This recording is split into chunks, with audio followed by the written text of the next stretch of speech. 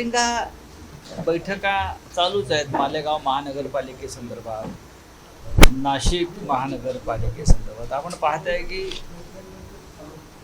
पाऊस सुरू झाला अवकाळी आणि शहरांची अवस्था काय आहे? प्रशासकाच्या ताब्यात असलेली महानगरपालिका काय करते आहे शहरामध्ये? रस्ते पहा, गटारं पहा, पाणी कसं आलंय रस्त्यावर, खड्डे कसे झाले आहेत, बरोबर ना? हे सगळे महापालिकेतले लोक आहेत, त्यांनी काम केल्या वर्षानुवर्ष महापालिकेत. पण काल मी बाहेर पडलो आणि फक्त नाशिकच नाही तर राज्यभरातल्या सर्व महानगरपालिका प्रशासकांच्या माध्यमातून सरकारनं फक्त भ्रष्टाचार केला. फक्त भ्रष्टाचाराची वन विंडो सिस्टीम, एक खिडकी योजना, याच्या पलीकडे प्रशासकांनी गेल्या 3 वर्षामध्ये या महाराष्ट्रातल्या 27 महानगरपालिकांमध्ये जर कोणतं भरीव कार्य केलं असेल तर ते नाशिककरांनी आधी सांगावं. काल उत्तर महाराष्ट्रातल्या जवळजवळ सर्वच महानगरपालिकांच्या संदर्भात आम्ही चर्चा केली आणि सरकारला आमची विनंती आहे की सुप्रीम कोर्टानं जो निर्णय दिलेला आहे त्याचं पालन करावं आणि सैतानांच्या हातामध्ये ज्या लोकप्रतिनिधींची जी सभागृह आहेत ती मोकळी करून पुन्हा लोकांच्या हातात द्यावी. फार वाईट अवस्था आहे नागरी सुविधांच्या बाबतीत. पावसाळ्यात तर अवस्था अत्यंत खराब होते, कालच पाहिलंय. तुम्ही नगरसेवक देत नाही महानगरपालिकेला. राज्य कसलं राज्य चालवताय तुम्ही? तुम्ही पाकिस्तानच्या पुढे गुडघे टेकवताय आम्ही पाहतोय, पण इथे तुम्ही कोणापुढे गुडघे टेकवताय आणि कशासाठी? तुमचा स्वार्थ काय आहे ते आम्हाला कळू द्या. हे अत्यंत दुर्दैवी आहे आणि आमची तयारी महानगरपालिकांची आणि याची साधारण सुरू आहे. त्यांनी कधीही निवडणुकांची घोषणा करावी, नोटिफिकेशन काढावं, जे सुप्रीम कोर्टानं सांगितलेलं आहे की नोटिफिकेशन काढा 4 आठवड्यात. आमची तयारी आहे, पण त्यांची तयारी अद्याप झालेली नाही व्हीएमची, असं वाटतंय मला. त्यांची व्हीएमची तयारी झाली पूर्ण की ते बहुतेक नोटिफिकेशन काढतील. तुम्ही जसं म्हणालात, नाशिकमध्ये रस्त्यांवर खड्ड्यांचा प्रश्न आहे, ठिकठिकाणी रस्त्यांवर पाणी तुंबतंय, नाले सफाई झालेली नाहीये. सिंहस्थ कुंभमेळ्यासाठी हजारो कोटी रुपयांचे टेंडर काढले जात आहेत, निविदांच्या प्रोसेस सुरू आहे. नेमकं नाशिक महापालिका काय करते? कारण उच्च न्यायालयाने देखील अवमान याचिका दाखल करून घेतली आहे, गोदावरी प्रदूषण मुक्त झाली नाही म्हणून. आता नाशिकला जर कोणी पालकमंत्री खरोखर लाभले असतील तर हा प्रश्न त्यांना विचारायला हवा. तुम्ही नाशिकच्या कुंभमेळ्यातल्या कामावरून 2 पक्षामध्ये वाद सुरू आहे, बरोबर? दोन्ही युतीतले मंत्री आहेत. एक तुमचे गिरीश भाऊ आहेत आणि दुसरे तुमचे मालेगावचे आहेत. म्हणजे ह्यांचं विचारांची पातळी की हा जो पैसा येतोय 10,000 कोटी 15,000 कोटी, त्यातला किती टक्के आपल्याला हडप करता येईल वेगळ्या वेगळ्या माध्यमातून, यांच्या पलीकडे यांची विचारांची पातळी नाही. अशा लोकांच्या हातात ते शहर देऊन तुम्ही काय मिळवणार आहात? कुंभमेळा हा महाराष्ट्रासाठी एक प्रतिष्ठेचा विषय आहे. नाशिकचा कुंभमेळा नाही, हा महाराष्ट्रात होतो आणि त्याला आपल्या भारतीय संस्कृतीमध्ये, हिंदू संस्कृतीमध्ये फार महत्त्व आहे. अर्धकुंभमेळ्याला सरकारनं 10 ते 15,000 कोटी रुपये देण्याचं मंजूर केलं आहे. यातले नक्की किती प्रत्यक्ष कामावर खर्च होतील याविषयी लोकांच्या मनात शंका आहे.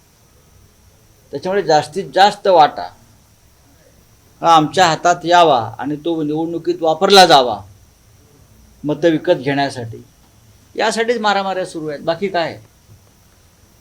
साधू महंतांची नाराजी आहे, कुंभमेळ्याच्या तारखा जाहीर करायच्या आहे. मात्र साधू महंताची नाराजी जरी असली तरी साधू महंत भाजपचीच टाळकुटेपणा करतात ना.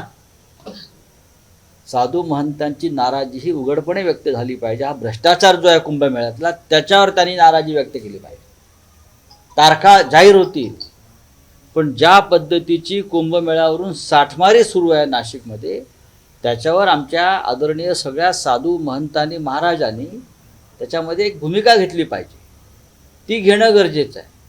आम्ही तुमच्याकडे त्या उद्देशानं पाहतो की तुम्ही आमच्या धर्माचे मार्गदर्शक आहात आणि तुम्ही या गोष्टी सहन करणार नाही. जसं या आमच्या धर्मातले काही शंकराचार्य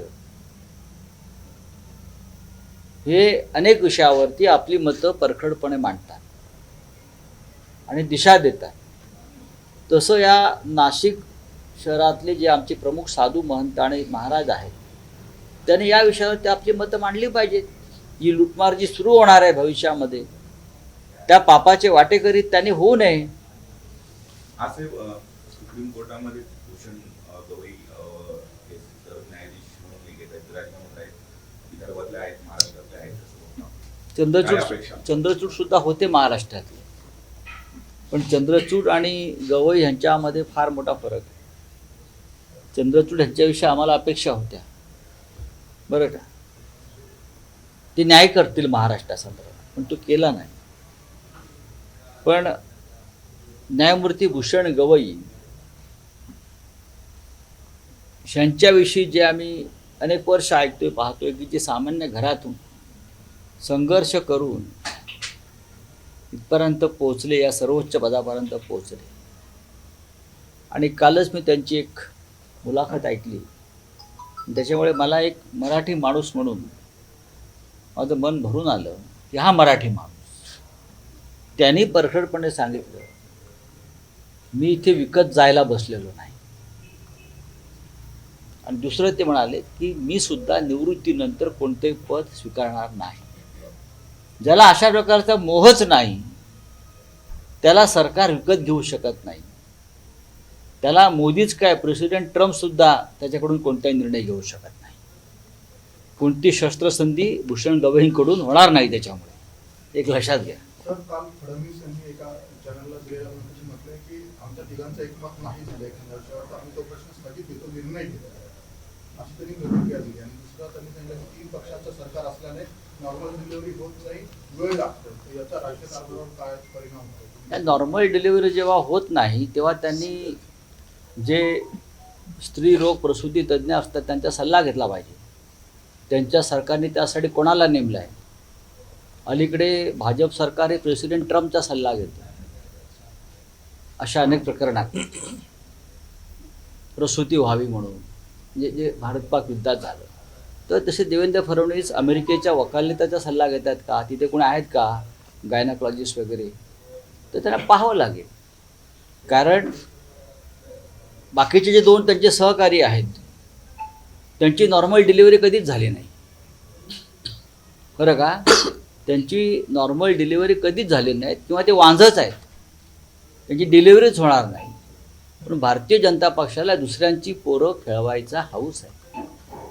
की दुसऱ्यांची पोरं पाळण्यात घेऊन ते माझी पोरं म्हणून जे सांगतात, तरी त्यापासून दूर राहिलं पाहिजे. आणि टेस्ट ट्यूब बेबी वगैरेचा जे आहे ना काहीतरी, त्याचा वापर करून काय होतं काय बघायला पाहिजे, बाकी काय बघणार मी.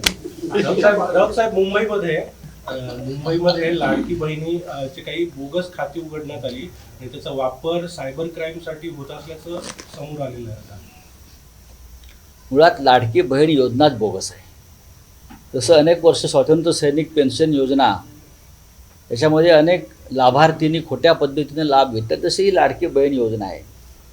आणि ती फक्त राजकीय फायद्यासाठीच निर्माण केली. आपापल्या लोकांना पैसे देऊन त्या पैशाचा वापर निवडणुकीत व्हावा, मतं विकत घेण्यासाठी, त्यासाठीच या योजनेचा वापर झाला. आता 2100वरून 500वरती आणलं आहे. त्या 500मध्ये घोटाळा सुरू आहे. तुम्ही काय करणार त्याला? ह्या ज्या भ्रष्टाचाराच्या डिलिव्हऱ्या फार सुरळीत होत आहेत, बाकी सगळ्या कोणाच्या होत नाहीत. त्यांच्या पालकमंत्री पदावर त्यांचं एक भाष्य आहे की ते महिनाभरात पालकमंत्री पदावर तोडगा निघेल, पण तो महिना कोणता हे मी सांगू शकत नाही. कारण ते बोललं ना, त्यांची नॉर्मल डिलिव्हरी नसल्यामुळे अडथळे खूप येत आहेत. त्यांनी स्वतःच मान्य केलं. मी काय बोलत नाही, तुम्हीच बोलताय की त्यांचा जो जन्म आहे तो नीट झालेला नाही, ते पायाळू आहेत. तर आता कोर्टाच्या निर्णयानंतर महापालिका निवडणुकांचा मार्ग मोकळा आहे. महायुतीचे नेते म्हणतात की महापालिका निवडणुका महायुतीच्या माध्यमातून होईल, असं महाविकास आघाडीमध्ये काही ठरलंय का की महापालिका ज्या निवडणूक आहे ते महाविकास आघाडीच्या माध्यमातून? नक्कीच आम्ही लढू. जिथे जिथे आम्हाला शक्य आहे तिथे आम्ही महाविकास आघाडी म्हणून लढणारच आहोत. त्याच्यामध्ये कोणताही संदेह नाही. महाविकास आघाडीची डिलिव्हरी नॉर्मल आहे, महायुतीप्रमाणे नाही. एक तुम्हाला मी सांगतो, माननीय शरद पवार साहेब असतील, महाराष्ट्रामध्ये प्रदेश काँग्रेसचे अध्यक्ष हर्षवर्धन सपकाळजी असतील, माननीय उद्धव ठाकरे साहेब असतील, तिघांमध्ये उत्तम संवाद सुरू आहे. आणि या 27 महानगरपालिकामध्ये जास्तीत जास्त ठिकाणी आम्ही एकत्र लढू. जास्तीत जास्त ठिकाणी एखाद दुसऱ्या महानगरपालिकेवरती चर्चा होईल, बाकी जवळजवळ सर्व महानगरपालिका आम्ही एकत्र लढायला आमची हरकत नाही. शरद पवार आणि अजित पवार दोन्ही गट पुन्हा एकत्र येण्याची चर्चा सुरू आहे. सुप्रिया सुळेंनी दिल्लीत राहावं आणि अजितदादांनी महाराष्ट्रात, अशा पद्धतीची कार्यकर्ते. पण ही त्यांची आधीपासूनची योजना आहे की त्यात नवीन काय आहे की महाराष्ट्र अजित पवारांनी सांभाळावा आणि सुप्रियाताईंनी दिल्लीमध्ये काम करावं. शरद पवार साहेब दिल्लीमध्ये काम करत आहेत, पण आता त्यांनी ती जबाबदारी दाऊद इब्राहिमला दिलेली आहे. मिस्टर प्रफुल्ल पटेल जे आहेत त्यांच्याकडे ही राष्ट्रीय नेतृत्वाची जबाबदारी दिलेली आहे आणि ते आता काम पाहतात त्या पक्षाचे. त्याच्यामुळे आता सुप्रियाताई ह्याच्यामध्ये कुठे आल्या? मूळ पक्ष राष्ट्रवादी काँग्रेस पक्ष हा शरद पवार साहेबांचाच आहे. अजित पवार हा एक गट आहे, फुटलेला गट.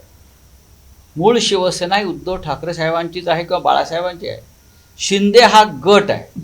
अमित शहानी ठरवलं म्हणून लोक ते स्वीकारणार नाही, एक लक्षात घ्या.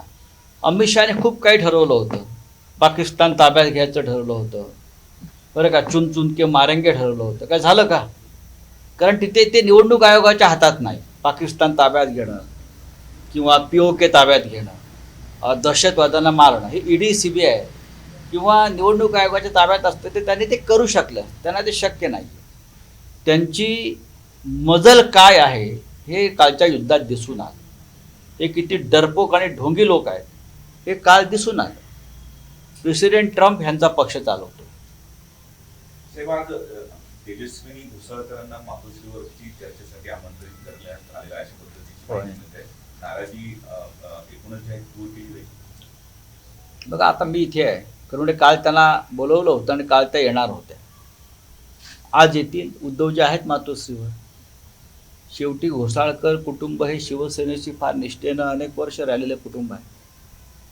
विनोद घोसाळकर असतील, त्यांचे चिरंजीव ज्यांची हत्या झाली ते अभिषेक घोसाळकर असतील आणि तेजस्विनी असतील, या सगळ्यांनी शिवसेनेसाठी योगदान दिलेलं आहे. त्याच्यामुळे मला असं वाटत नाही की ते काही चुकीचा निर्णय घेतील. आणि एक फॅशन झालेली आहे सध्या, उठायचं आणि निघून जायचं. कारण त्यांनाही कळत नाही की आपण का जातो. की कुठे शिंग पुरली त्याने काय कळायला मार्ग नाही. चला. महायुतीत राज ठाकरे असतील अशा चर्चा होत आहेत. फडणवीस म्हणतायत की राज ठाकरे मुक्त विद्यापीठ ते विधानसभेत आमच्याबरोबर होते की नव्हते हे त्यांना आम्हालाच फक्त माहिती आहे. नेमकं तुम्ही याच्याकडे कसं बघताय? आपण काय म्हटलं? राज ठाकरे हे राज ठाकरे हे मुक्त विद्यापीठ आहे. मग मुक्त विद्यापीठामध्ये कोणी जाऊन पदवी घेऊ शकतो ना. काय त्याला काय ओपन नाही? ओपनच आहे ते. तिथे खिचडी पण मिळते, तिथे पदवी पण मिळते. मुक्त विद्यापीठाचे ते कुलगुरू असतील तर त्यांचा प्रश्न आहे. पण त्याने एक प्रस्ताव मांडला होता माननीय उद्धव ठाकरे यांच्या संदर्भात. आम्ही त्याला एक सकारात्मक प्रतिसाद दिला आणि देत राहू. फक्त आमची एक भूमिका, आम्ही अट म्हणत नाही, आमची भूमिका अशीच आहे की ज्याने महाराष्ट्राच्या संदर्भात टोकाच्या भूमिका घेतल्या, महाराष्ट्रद्रोहाच्या भूमिका घेतल्या, ते कोणी असतील, आपण एकत्र आल्यावर तुम्ही त्यांच्याशी संबंध ठेवता कामा नये, हे अनैतिक संबंध ठेवता कामा नये. अशा प्रकारची आमची भूमिका आहे. ज्याला जोडूनच म्हणजे उद्धव ठाकरे आणि राज ठाकरे एकत्र आले तर त्याचं आपण स्वागत करता, अशी आपली भूमिका आहे. नक्कीच. आणि दुसरीकडे शरद पवार आणि अजित पवार एकत्र येत असतील तर मात्र आपल्याला त्याचं दुःख होतोय, अशी टीका अजित पवार गटाकडून केली जाते. नाही, चुकीचं म्हणताय तुम्ही. अजित पवार हे शरद पवार यांचा पक्ष पळून घेऊन गेलेले आहेत अमित शहाच्या मदतीने. मी नेहमी एक कौतुक करतो दोन लोकांचं, राज ठाकरे आणि नारायण राणे. की नारायण राणे यांनी पक्ष सोडला, स्वतःचा पक्ष स्थापन केला. माझी शिवसेना ही मीच खरा शिवसेना प्रमुख हा दावा नारायण राणे यांनी कधी केला नाही. त्यांना पक्ष चालवायला जमलं नाही, ते दुसऱ्या पक्षात गेले आणि त्याने राजकारण सुरू केलं. राज ठाकरे यांनी स्वतःचा पक्ष काढला. त्यांचे आमचे मतभेद तेव्हा झाले, पण त्यांनी स्वतःचा पक्ष काढून एक राजकारण केलं. एकनाथ शिंदेप्रमाणे त्यांनी माझी शिवसेना खरी आणि मीच बाळासाहेब ठाकरे हे सांगितलं नाही. एकनाथ शिंदे सांगतायत, जे अजित पवार सांगतायत की मीच खरा, मी पक्षाचा बाप जन्मदाता समोर बसला आहे तुमच्या व्यासपीठावर, आणि तुम्ही म्हणताय मी राष्ट्रवादीला जन्म दिला. ही भूमिका अजित पवारांना कळत नसेल तर ते रेम्या डोक्याचे आहेत. राज ठाकरे की जो भूमिका है अभी आपके तरफ से भी पॉजिटिव रिस्पॉन्स है, आगे क्या? हम आखिर तक हमारा पॉजिटिव रिस्पॉन्स देते रहेंगे. हम लोगों को और महाराष्ट्र को बताना चाहते हैं, अगर आपके मन में ये है कि उद्धव जी और राज ठाकरे जी एक साथ आकर राजनीति करनी चाहिए मुंबई महाराष्ट्र की, तो हमारे तरफ से हमने एक पॉजिटिव रिस्पॉन्स दिया है. लेकिन हमारी एक ही भूमिका है, शर्त नहीं बोलूँगा मैं. जिन लोगों ने महाराष्ट्र के पीठ में खंजीर खुपसा है, चाहे वो बीजेपी हो, चाहे एकनाथ शिंदे हो, चाहे और कोई, उनके साथ आप हाथ नहीं मिलाना चाहिए, उनका स्वागत नहीं करना चाहिए.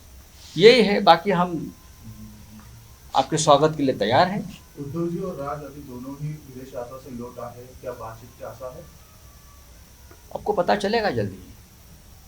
बहुत सी बातें हैं जो आपके सामने नहीं आती, समय आने पर आपके सामने बहुत कुछ आ जाएगा. रॉक साहब, तिरंगा यात्रा के दौरान योगी ने कहा है कि भारत की बहन बेटियों की सुरक्षा में सेम लगेगा, तो कोई भी करेगा तो उसके जनाजा रोकने वाला कोई नहीं होगा. ये ट्रम्प को बताइए,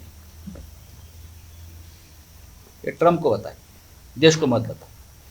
देश ने देखा है हमारी देश का स्वाभिमान का जनाजा ट्रम्प ने कैसा निकाला यहाँ. ये बातें आप ट्रम्प को बताइए, बाकी किसी को बताने की जरूरत नहीं.